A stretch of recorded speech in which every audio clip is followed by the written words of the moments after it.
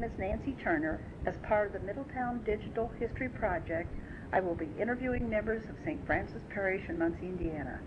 Today's interviewee is Ralph Bremigan, member of St. Francis Parish. The interview is taking place at my home, 3000 West Riverside. Ralph, thank you very much for being willing to be interviewed and take part in this project. So why don't we begin by telling a little bit about yourself? Sure. As you said, my name is Ralph Bremigan. I am here in Muncie because I'm a math professor at Ball State. And I was offered a job and came here in fall of 1992. And I've been here ever since. And I grew up outside of Chicago, in the suburb there. And I'm married, and I have one child. Is there anything else you want to know? A little boy named Tommy. That's right. My wife's name is Beth. Since you weren't born in Muncie, could you talk a little bit about your impressions of the community when you came here, and have they changed since then? I don't know if I have any terribly deep remarks. When I arrived here, I was single. I actually met my wife because she later was hired in the math department also. And she was down the hall, and that's how we met. But that was not for quite a while after I lived in Muncie. And so I arrived in Muncie, and it was a bit isolated. Isolating, maybe, for me, because I was single and not incredibly well connected. And I think it helped then to, St. Francis was really quite a home for me, because it was probably, outside of the math department, one of the places where I was likely to meet people. This is all going to change shortly now. Our son is 3 years old, and very soon I'm going to learn all about schools and all about probably PTA and sports and band and all those kind of things that integrate one into a community. You already learned about swimming pools. That's right. That's right. Your life as a Catholic before you came to Muncie, are you a cradle Catholic, or did you convert? Or No, I've been Catholic all my life. My parents are quite religious, and I grew up in a parish, St. Joseph's Parish in Homewood, Illinois, which actually is the same parish my dad grew up in. And I went to the same Catholic grade school that he did, and a Catholic high school, which was a really nice high school. And for college, I actually lived at home, so I was continuing life in the parish there. And then after that, I went out, was a grad student at Brandeis University outside of Boston, and that was also an interesting experience for me, Catholically speaking, because that's a campus that's universities.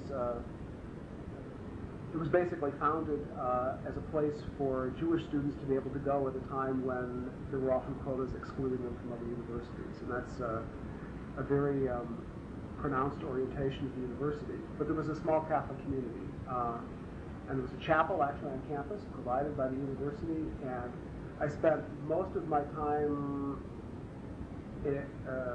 while I was at Brandeis, going to that church and actually singing in a choir. And I met some of the best friends of my life doing that. And then after that, I was a year at Duke University, and I attended basically the student parish, which met on campus. And then 1 year after that, I was in Germany, which of course was a bit more isolating again, although I did go to Mass while I was there and learned a little bit about how to say the Mass parts in German.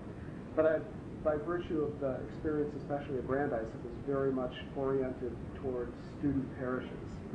So when I arrived in Muncie, it was a pretty obvious choice to be selecting St. Francis as my parish. That would have been my next question. There are 3 Catholic parishes in Muncie, and why St. Francis was your choice of the 3? Well, it is sort of funny. I think probably the first Sunday I was here, I think I went to a Mass at St. Francis, and I went to a Mass at St. Mary's, and I just felt that I felt fit in better, or felt more naturally attuned to what was going on at St. Francis. Actually, that's kind of funny, because my musical taste is not so much for the maybe the guitar massy sort of things that we do here. In terms of music, I'm probably a little more comfortable was more accustomed to sort of more old-fashioned music, or mixtures of things, but it's not a serious issue. But I've been very happy. It's been a great home for me, getting to know people, and you'll probably ask more things like this later on, but it is important somehow to be attached as a community. And I think the parish I grew up in was a pretty dynamic parish, and my parents, well, I don't know how to say this exactly. We went to Mass, and we prayed at home. But my dad, for example, was not involved in any kind of leadership in the parish. My mother did a certain amount of service things through the women's organization and so forth.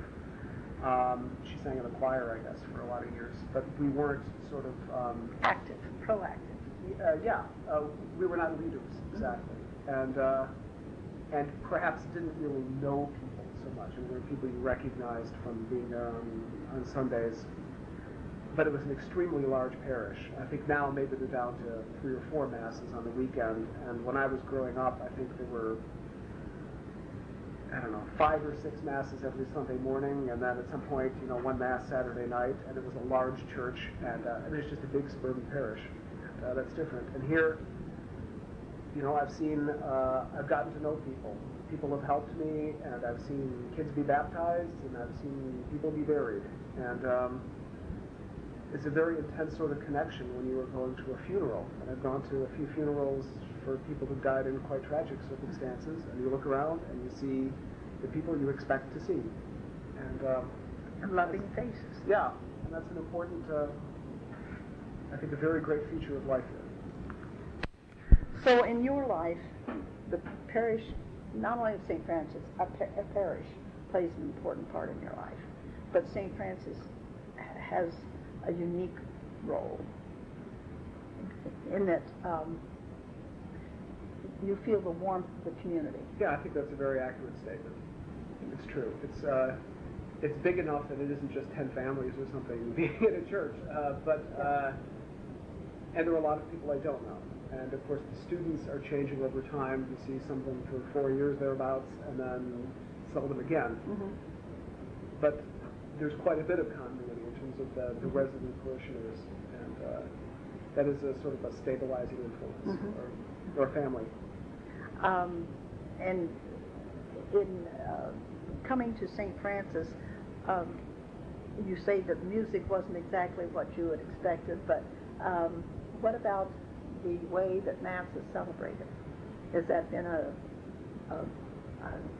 enjoyable thing for you, or a spiritually uplifting thing for you, the way that Mass is in the round and the way that Father John conducts the Mass?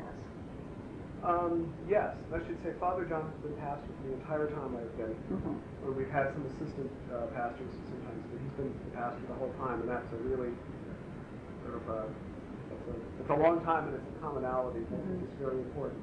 And he is someone that I've talked to during moments of personal crisis and during very exciting, happy moments. I think he was the first person that Beth and I said informed that we were going to be getting married after the two of us informed each other. Uh-huh. Even before our parents. And I'm sorry, I've drifted away from your question now. No, that's all right. Style of Mass here. I am very comfortable with it. And, I don't know if I qualify, if I'm a conservative Catholic or a liberal Catholic. I'm probably somewhere, I think I'm a moderate Catholic. And it is a service here which I think is, the way that Mass is conducted is devout, and very honest also. That it isn't going through the motions and people racing to the door because they have done their duty. It was a serious attempt to worship, I think, and to understand, but in other ways very informal and honest. There was laughter at times, and I think some of the most telling, I think, services are, for me, of course, one of the highlights is Holy Thursday, which I really like going to every year.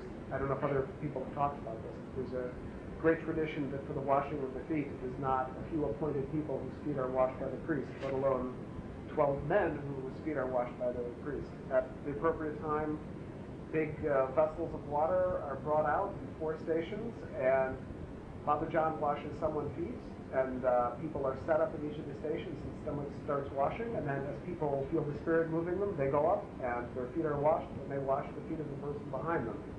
And to me, this is much more true to the spirit of the Last Supper and giving us a sense of our duty than simply observing the priest wash 12 feet. So probably it's not exactly what the rubric for the Mass is saying, but it is not some sort of novelty or heresy or anything like that. It is interpreting things in a way that is spiritually helpful and reminds us of our duty to love our neighbor and to serve them in a very important way. Right. I remember the first night that I was just sitting observing, and Father John motioned to me to come up and have my feet washed, and I was shocked because as a child I grew up at St. Lawrence, and and so we didn't do that. Mm-hmm. And then at St. Mary's they designated 12 men, and so this was a whole new concept.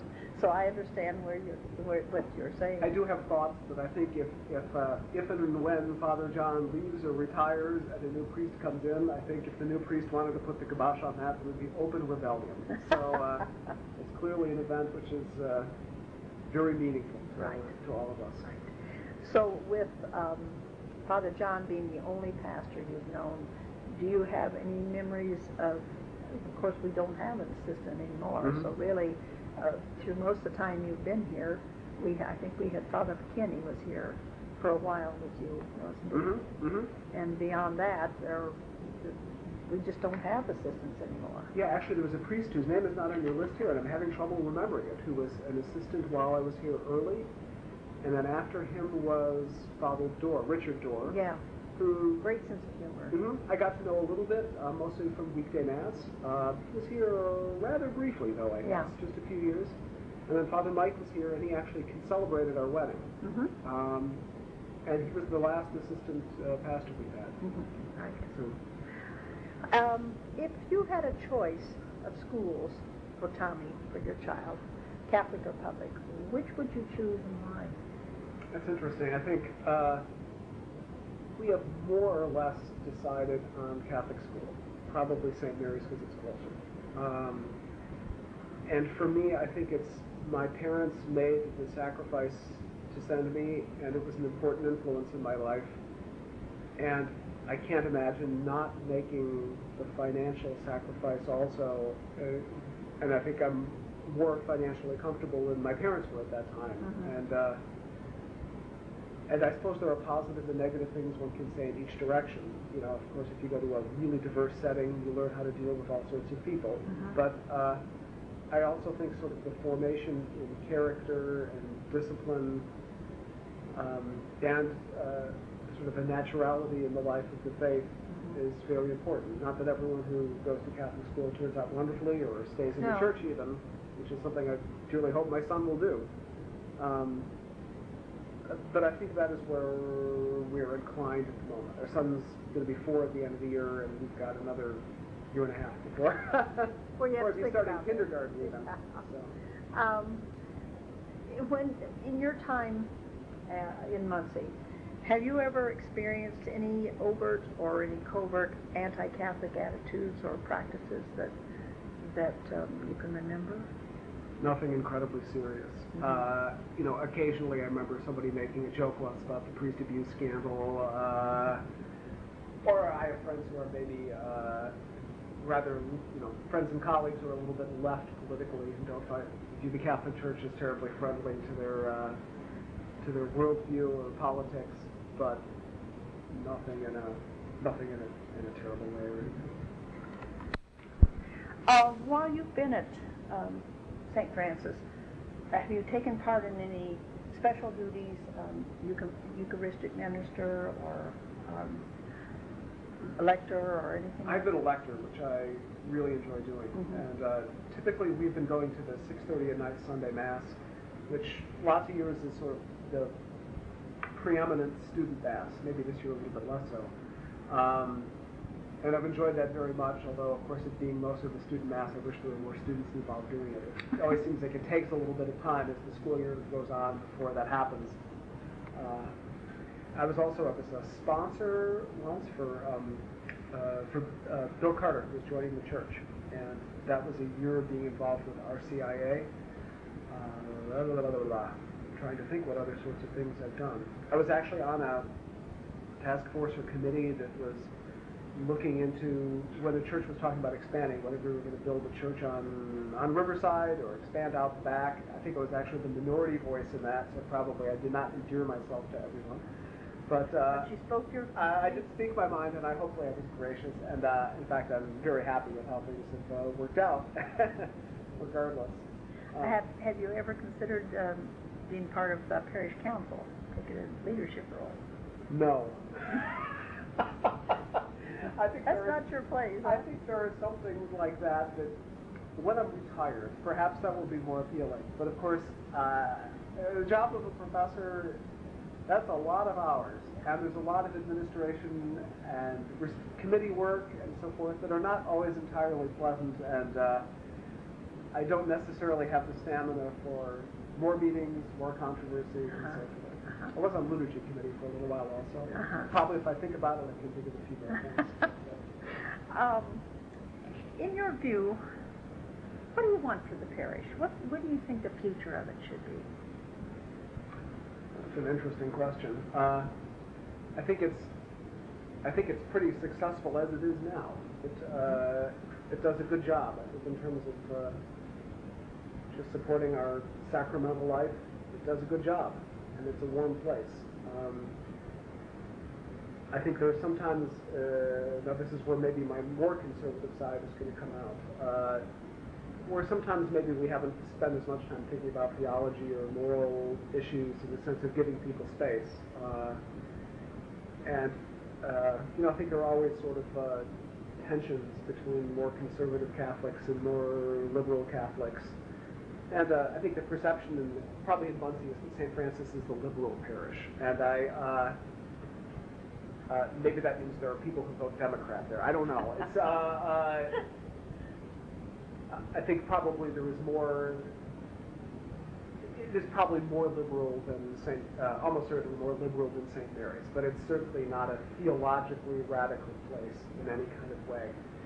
But sort of trying to balance giving people authentic pictures of the faith without being incredibly rules-oriented. It's a tough balance for people, I think. It really is. And at some point, I think we probably err. Well, maybe err is the wrong word. I think we tend to emphasize more of a spirit of freedom and not lecturing people incredibly much about shortcomings or failures. Yeah, shortcomings or failures, or church's position on the most controversial issues of the day. And honestly, a lot of us probably struggle with the church's position on the most controversial issues of the day. So I think I have not really answered your question yet. I think it's some issues we think about, and I can sort of foresee that if Father John were not there, a new pastor might come in, and the spirit might change in ways that might work productively for the parish, or might be very tense. Anyway, I'm assuming Father John's going to be around for a good while longer anyway. I think also maybe one more thing, that it is, of course, a disappointment that there are a lot of students who are cradle Catholics who arrive on the college campus and they don't want to go to church anymore. And one never knows whether they have a great spiritual life but they don't want to come to church, or whether they never had a great spiritual life. And I don't mean to speak in a overly pious way. I mean, I have moments of darkness as well. But I would like it to be a place where students will do their best to live out their faith and continue and to explore it.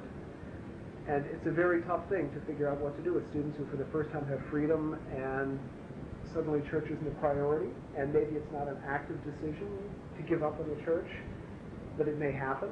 Certainly we know that a large percentage of students coming to Ball State have grown up in Catholic families, and a much smaller percentage actually come to Mass on a weekly basis. How you persuade kids that this is what they should be doing with their time, that's really tough. We do a pretty good job, and one could always do better, although I don't know exactly how. I think we are very welcoming to students who are not of Catholic background. We do have people who join the church. Good RCIA class every year, I think. Pretty full. Yeah, and if perhaps we could be a little bit more visible on the campus, and that's something that takes a lot of people's time and a lot of leadership, and you know, a lot of us don't have that much time. A lot of other commitments. Like as you said, your life is full right now with family and career, and it's hard to work in more time. Have you any thoughts on how that that goal of more student involvement could be reached?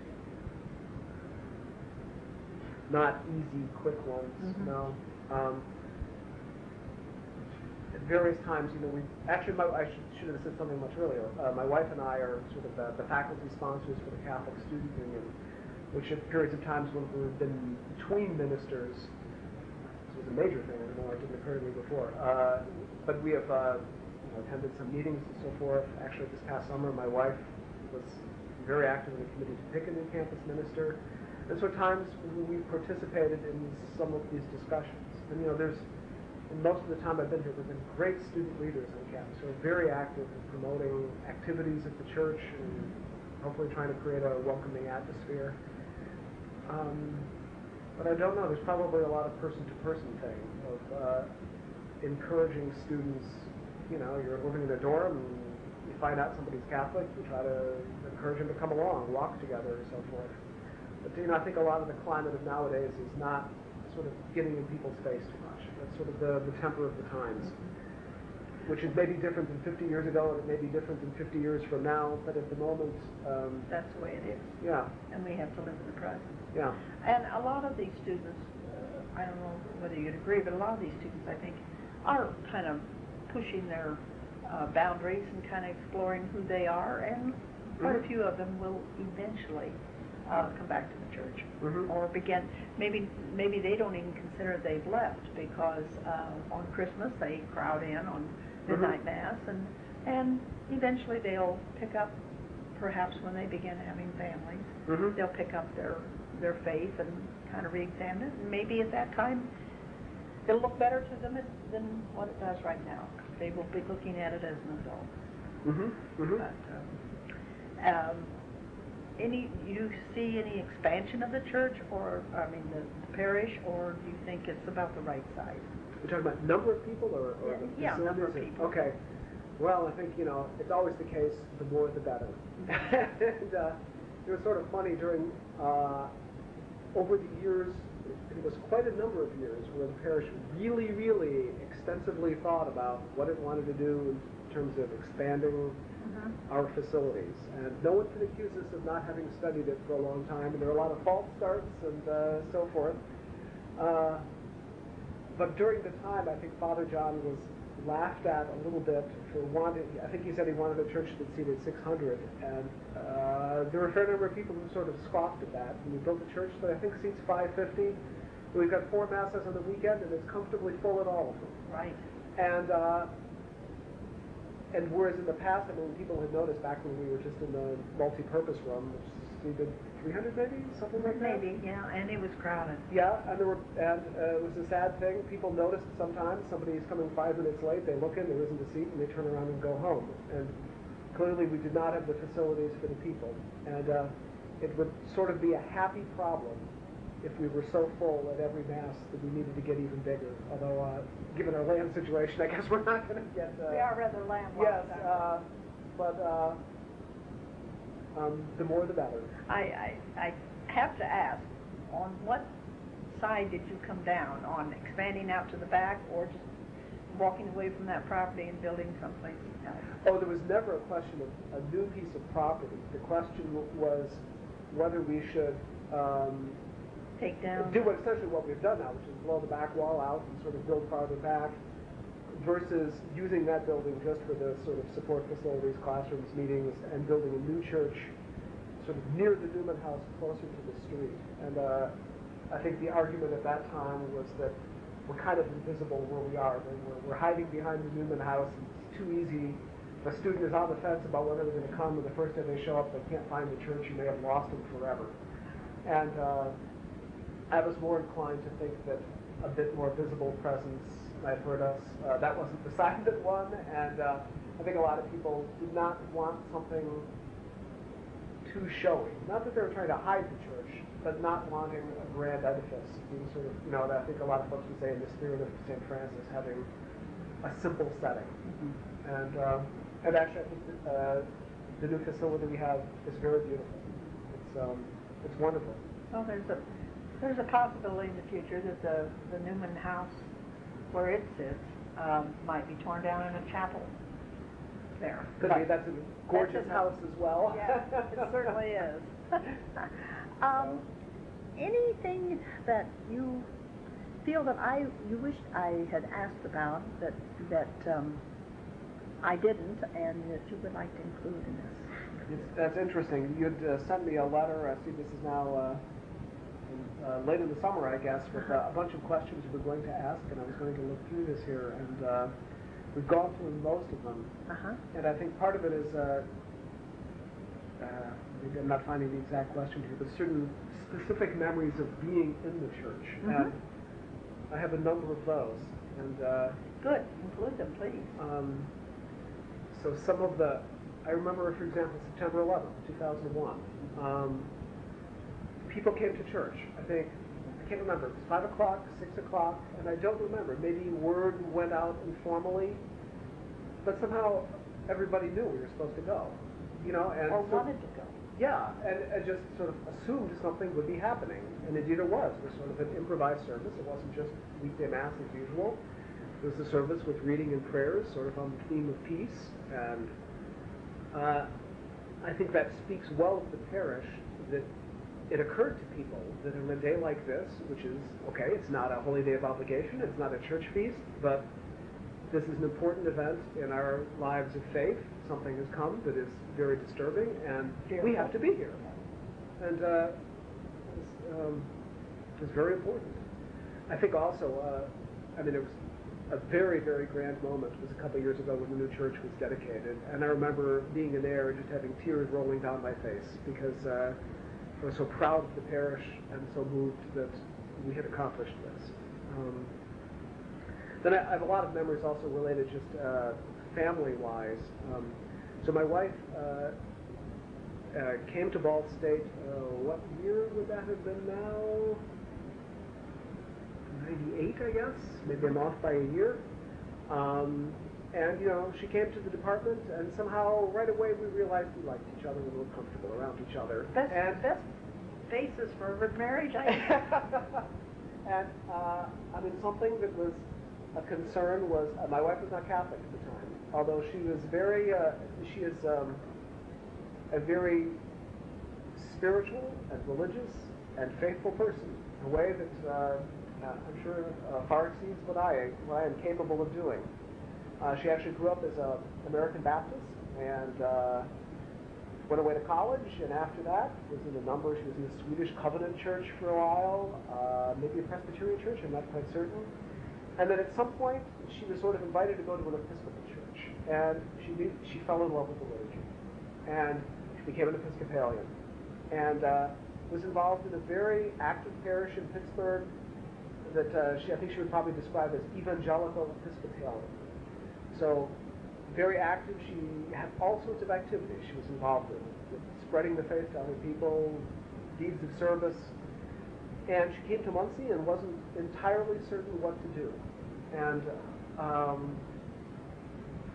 visited a number of churches which were not quite to her taste. And there is an Episcopal church. And it wasn't exactly what she had left. And I think she tried a number of things. And I, of course, already liked her a lot, and I was really encouraging her to come to St. Francis. And it was actually, I think must have been All Saints Day. And actually I was involved in some sort of reading. A number of us were doing a dramatic reading. I don't remember if it was in place of the gospel or if it was sort of as a meditation afterwards. I don't even remember the details of it, except I was in some sense performing in this. And it was when she came. I don't even think we sat together. I think she sat with another friend. And afterwards she just said, "This is what I'm used to from Pittsburgh." And that, of course, made me very happy. And I think we went to Mass together every Sunday after that. And it was a very strange thing, going to communion, and she was not going up with me. We would come back and kind of hold on to each other afterwards. And us the time of us deciding to get engaged and her deciding to join the church was about the same time. And I remember when she received confirmation and was officially welcomed into the church. I think it was in a Sunday night mass, another occasion when I had tears rolling down my face. And that was a wonderful occasion. And then we got married at St. Francis. Of course, I think a lot of people at the time might have enjoyed St. Francis's parish, but then the thought of one's beautiful wedding dress being spread out on orange chairs around an orange carpet was not exactly the visual that they wanted preserved. But we, of course, were older people when we got married and didn't need all of the storybook images to be exactly right. But it was our parish, it was where we were going to get married. And it was, of course, still in the old church with the orange chairs and the orange carpet, and the chairs facing each other.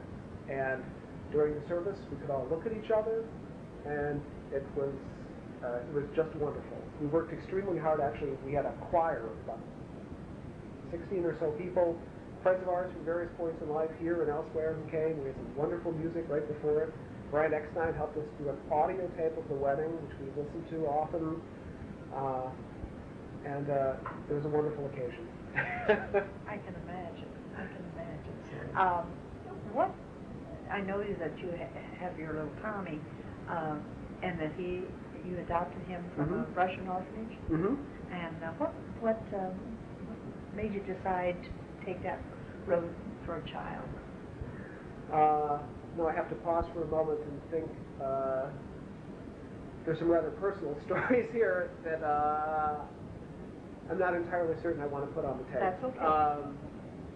But stories that involve our parish and the people in the parish, and from the skeptical point of view, one would say they involved remarkable coincidences, and most of us were taking it as signs of faith, signs of God. I think Peg Hornsby said something along the lines of, you got a telegram because of the order in which certain events took place, and the coincidences in time between certain things. And Father John was, so maybe some of it is a bit personal, but maybe I don't want it spread to the world on the web. That's fine. But I remember we had to take 2 trips to Russia, and Father John, I remember, gave us blessings. People from the parish at weekday mass gave us their personal voices of support. I remember there was a sister who grew up in Muncie, was living in Arizona, who gave us words, advice, and so forth, and supported us in weekday mass. Sue Smith had very encouraging things to say. A number of people in the parish. And it worked. We have an absolutely wonderful boy. You certainly do. And then there was, of course, the whole phase coming home with him. We are finally now at the stage where basically we can sit in the pew and stay there the whole mass and not have to get up. And of course, a year and a half ago, we spent a certain amount of time out in the narthex. But that has nothing to do with him being a Russian baby, because yes. American kids do the same. And now he's an American kid. Yes. And actually, so much of it was moving, and there was a less moving side of it, I should say, which was going through all of the adoption. Of course, it's a journey for all of us, and it's a faith journey, it's a family journey, and I had really looked forward to bringing him back and having him baptized in the church, and just to the event. And as listeners may know, in the new church, we have a beautiful baptismal font, and I think the first baby who was sort of baptized in the baptismal font was the Morrison's baby.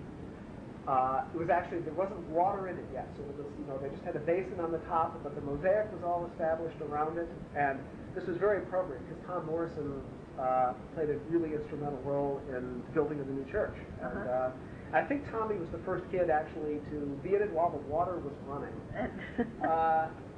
But I have really looked forward to that, and we scheduled the baptism at a time when Beth's family from Pennsylvania could come, my family, sisters and parents from various places could come.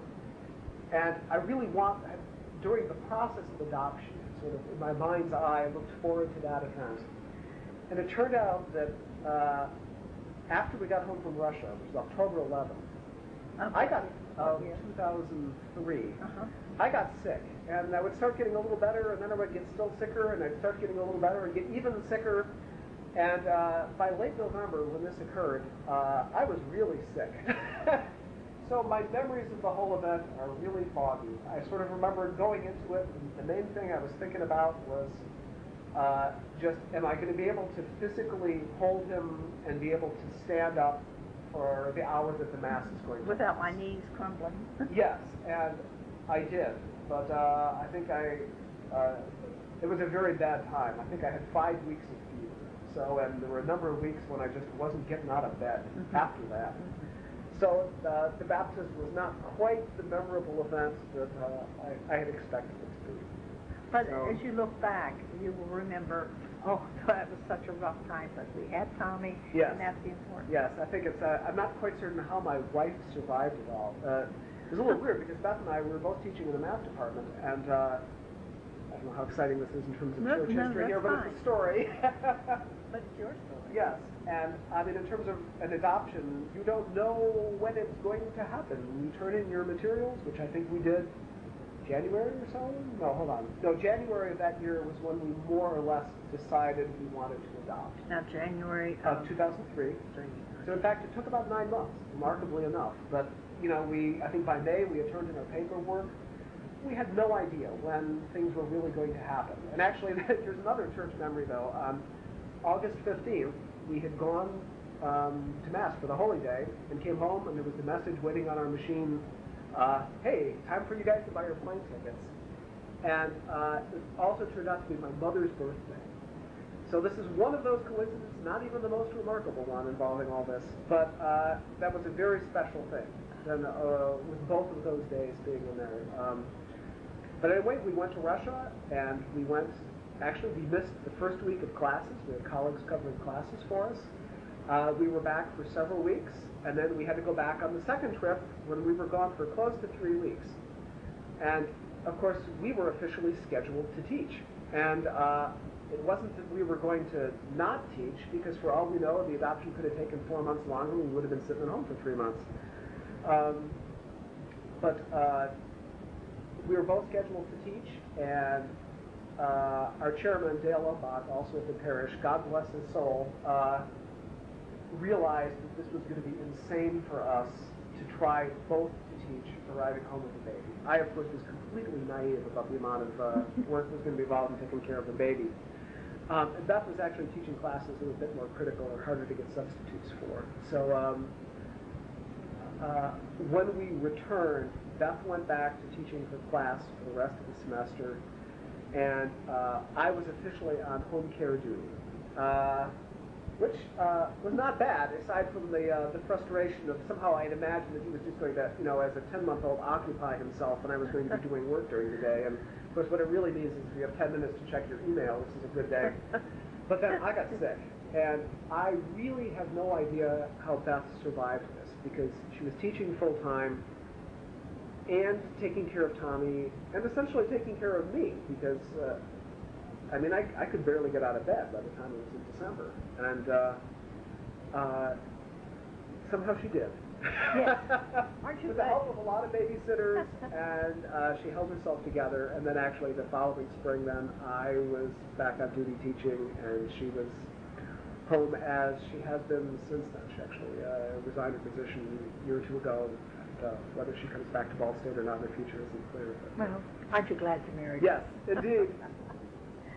Well, anything else? Any other memories that you want to Oh, gosh. think about?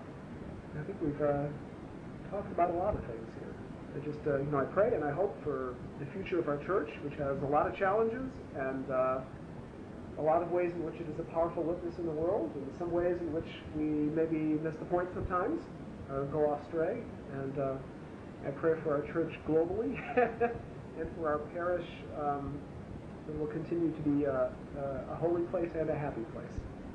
Thank you, Val. You're Appreciate most you welcome. I'm really sharing happy to do with this. us.